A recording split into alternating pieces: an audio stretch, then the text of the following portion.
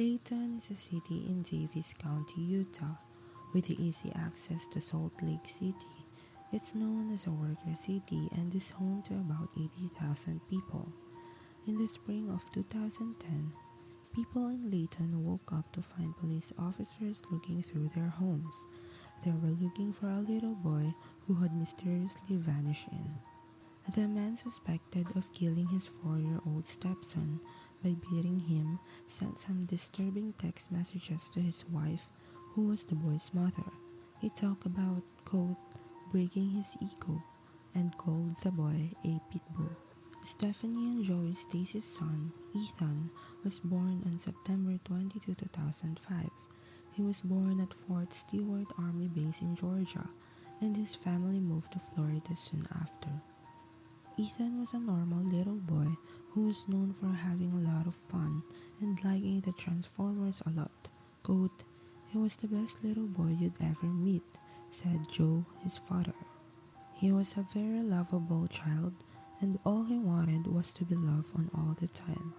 His grandma, Frida Stacy, said that he was a loving and determined little boy who could have done anything he set his mind to. Ethan also liked to make people laugh, and he was known for pulling funny faces. Amber Llewellyn, a friend of the family, said, quote, Ethan was a very sweet and funny kid who loved hugs. He was funny just by being himself. He was happy all the time and loved his dad, end quote. Even though Ethan was only 4 years old, he was already showing signs of being smart. Joe thought about how he would show him how to do something, and he would get it almost right away. Joe said, quote, he's just a really smart kid, end quote. In the end, Stephanie and Joe's marriage ended in the fall of 2009. Joe moved back to the town where he grew up, Richlands, Virginia. Stephanie, on the other hand, moved to Layton, Utah. After Joe was given custody, Ethan moved in with his father. In the divorce papers, Joe wrote, the child's mother has left him, and I'm afraid she'll come and take him, and I'll never see him again. The divorce was settled on April 28, 2010, and Ethan, who was 4 years old at the time, went to live with Stephanie at her Layton Meadow apartment in Layton, Utah for the summer. Even though this was the plan because of the custody battle, Ethan didn't really want to go. He loved living in Richlands, Virginia with his father, but because of the court order, he had to stay with his mother in Layton during the summer and with his father in Richlands the rest of the time. Stephanie had a new boyfriend in Layton named Nathan Sloop. Before Ethan moved, Nathan sent Joe angry and threatening text messages. Joe said, quote, he had been making threats against me for the past 6 months. The rest of Stephanie's family thought that she didn't want control of Ethan, just wanted to hurt Joe. Frida said, quote, it seemed like Ethan was just being used as a pawn. On May 10, 2010, just after midnight, Stephanie called the Layton police to say that Ethan had left their apartment without telling anyone. She said that he had been put to bed around 11 p.m., and when she went to check on him an hour later, he was gone. Stephanie said that in the 10 days that Ethan had been living in the apartment, he had left the flat 5 times in the middle of the night. When the detectives got to the scene, they searched the flat and the area around it carefully, but Ethan was nowhere to be found. They went door to door to see if Ethan had gotten into someone else's room, but he wasn't there. Detectives talked to Stephanie and Nathan separately and found that their stories didn't match up. When they were told about the differences, they both broke down and said that Ethan was dead. Nathan told him that they would put him to rest on Powder Mountain, near the Wolf Canyon trailhead on State Road 158 in Webster County, near where the road goes to Wolf Canyon. As Stephanie and Nathan were being taken into custody, police rushed to the scene and found Ethan's dead body. He was buried with a broken hammer, a shovel head, and a bottle of lighter fluid. He was wrapped in 8 plastic bags. He had died from burns, a blow to the head, aspiration asthma, dehydration, and too much medicine. His body was burned on 17.5% of its surface. Both Stephanie and Nathan were accused of killing him. Detectives started looking into their past to find out what happened before Ethan became a victim of such a horrible crime. Before they met, Nathan had a long list of crimes on his record. Before 2000 and 2003, he was convicted of several crimes, including criminal mischief, bad conduct, and drug possession.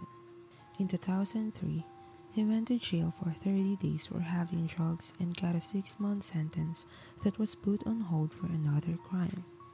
When Ethan first moved to Layton, he talked to his dad, Joe, every day.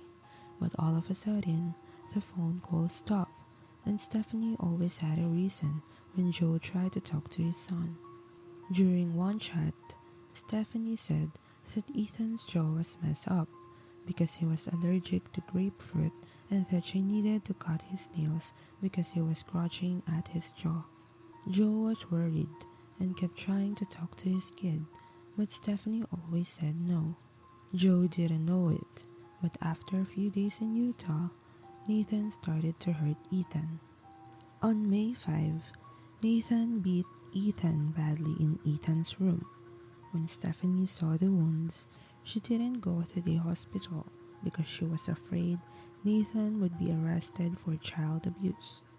The next day, Stephanie and Nathan got married, but Ethan was locked in his room and kept away from the wedding so no one would think anything of him.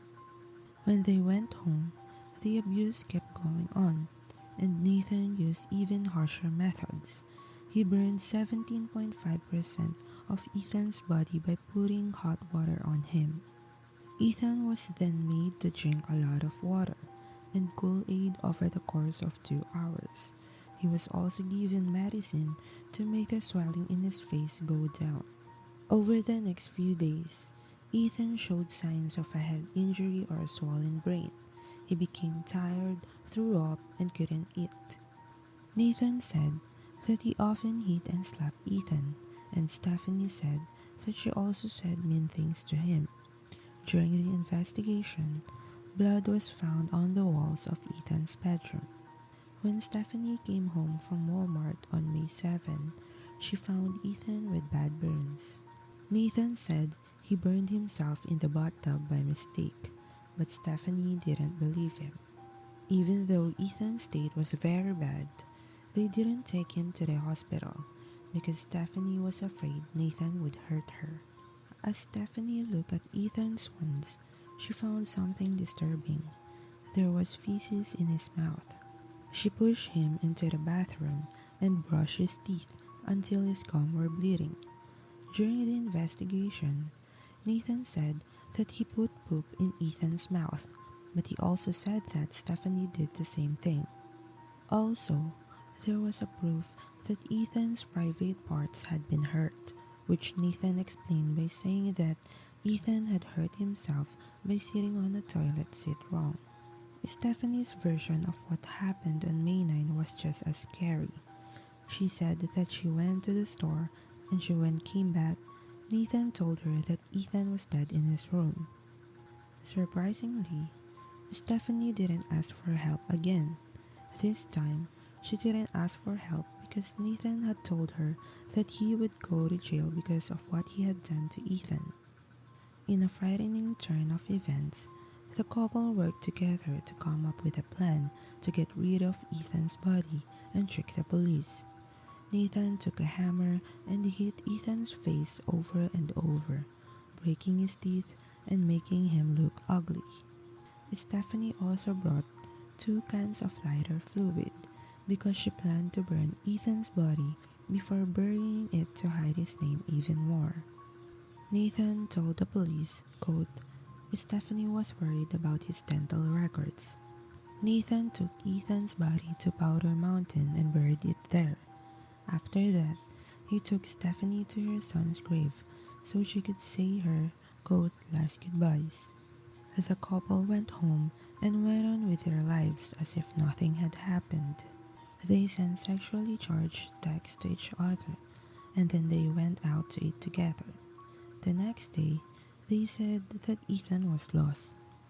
During the investigation, police found sad pictures of Ethan on Stephanie's phone that showed how sick he was getting, starting more than a week before he was found dead.